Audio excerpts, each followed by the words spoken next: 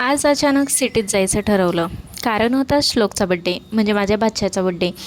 कारण की जायलाच उशीर झाला होता आणि म्हटलं जाणं होतं का नाही काय माहीत. कारण की ओवीच्या पप्पाला आज ड्युटीवरून यायलाच घरी 6-6:30 वाजले होते आणि त्यामुळं मग ते आल्याबरोबर म्हटले आपल्याला लगेच निघायचं, म्हणून आम्ही पटकन असं आवरलं आणि निघालो.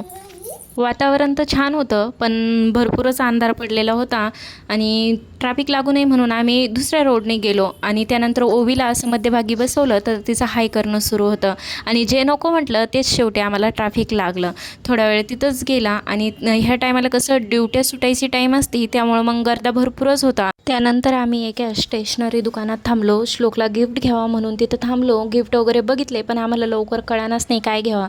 त्यामुळं मग आम्ही काही तिथे गिफ्ट वगैरे घेतलं नाही आणि तसेच आम्ही मग घरी आलो तर श्लोकचं ओवीचं काऊचं असं खेळणं सुरू होतं. त्यानंतर ताईने बऱ्यापैकी स्वयंपाक केलेला होता म्हणून आरामशीर इथं आम्ही चहा घ्यायला बसलो.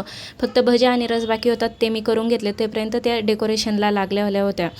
मस्त असं मी सुद्धा रेडी झाले आणि स्वयंपाक करता करता माझा ड्रेस इथे ओला झाला होता. त्यानंतर श्लोकचे सगळे मित्रसुद्धा आलेले होते आणि म्हटलं आता चला बड्डेची तयारी करून घेऊया, म्हणून केकसुद्धा तिथं आणून ठेवला आणि आमचे कॅमेरामॅन इथे फोटो काढायला लागले. त्यानंतर ओवी असं मस्त कावला बघत होते ताई ओवळताना. नंतर मी सुद्धा ओवळून घेतला आणि इथं केक कटिंगचा कार्यक्रम सुरू केला. आणि ओवीला बघा किती आनंद होत आहे, तिला खूप मजा येते अशी केक कट करताना.